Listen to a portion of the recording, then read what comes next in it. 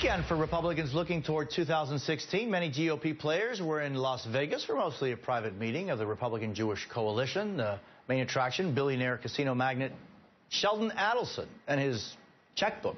Also this weekend, the Faith and Freedom Coalition summit in Iowa, where nearly a dozen declared or potential candidates met to woo evangelical voters. Here with me in Miami, Mark Caputo of Politico, and in Washington, Rosie Gray of BuzzFeed. Thank you both for being with me. Rosie, let's start with you. You were in Vegas. How would you characterize the meetings? Well, I mean, it was there was a lot of stuff the press was actually not allowed to go into. But in terms of the public speeches, I would say the biggest hit was probably Ted Cruz. He really hit a lot of the right buttons for that crowd. You know, it's all about Adelson at that meeting. It's all about sort of trying to impress him and trying to make a good impression with a particular donor crowd. And I think that that Cruz did a good job with that. And is Adelson speaking out, or any indication of who he's kind of leaning towards? Well, the word is that he really likes Marco Rubio, but I'm told that he's not going to actually make a decision on who to support until after the second Republican debate. Interesting. Hey, Mark, all the Republicans in Iowa spoke out against same-sex marriage. If Republicans think it's inevitable and that a solid majority of Americans support it, why are they still talking about it this way? It's something that the base cares about. Remember, we're still in a Republican primary if you're a Republican, especially Iowa. Iowa skews heavily white evangelical, and in the end, polling shows is that that demographic is largely opposed to gay marriage, or certainly the legalization of it at either the state or the federal level. And so they want to hear people say it specifically.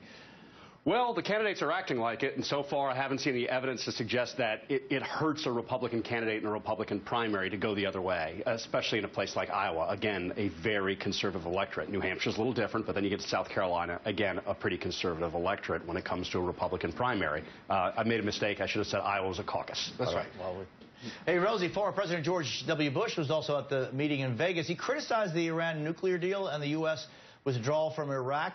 What exactly did he say? Because it was kind of like off the record, his chat, wasn't it? Yeah, this was in a closed-door session, but apparently he criticized Obama's Iran policy and said that it wasn't that sanctions shouldn't be lifted. And this is pretty rare for George W. Bush, because he usually doesn't make a lot of these sort of public criticisms of Obama. Yeah, although again, it wasn't really public, right? Well, semi-public, I guess I would say. Yeah. Hey, Mark, so talk to me about the George W. Bush factor for Jeb. Maybe I'd like to see more polling on it, but maybe in a Republican primary this is good, but I can't see this being very good for Bush, assuming he gets through the primary into the general election.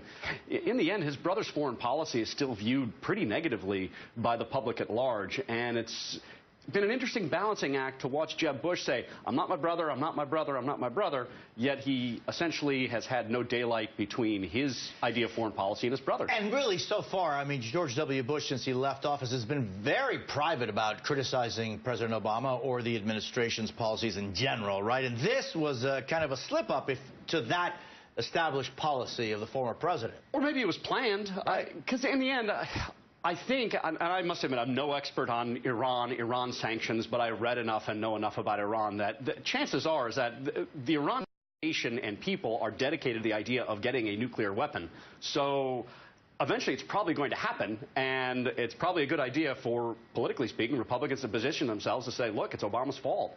Maybe it'll happen, maybe it won't, but one thing, it's tough to believe that Iran, which sits on these large oil reserves, is like, look, we got to have alternative energy. You know, we got to have nuclear power. There's also this headline from Jeb Bush today saying he's raised more money in 100 days than any other modern-day Republican. What is that all about? Well, that's all about his great campaign that's not a campaign. Right. He's a candidate officially declared. Right. Right. Well, he's a candidate who's not a candidate, and what he's done is he's kind of wed up his campaign or non-campaign operations with the super PAC operations, which enable him a little more freedom to raise unlimited soft money sums from large corporations and then sock that away. But what can you do with that money? PAC.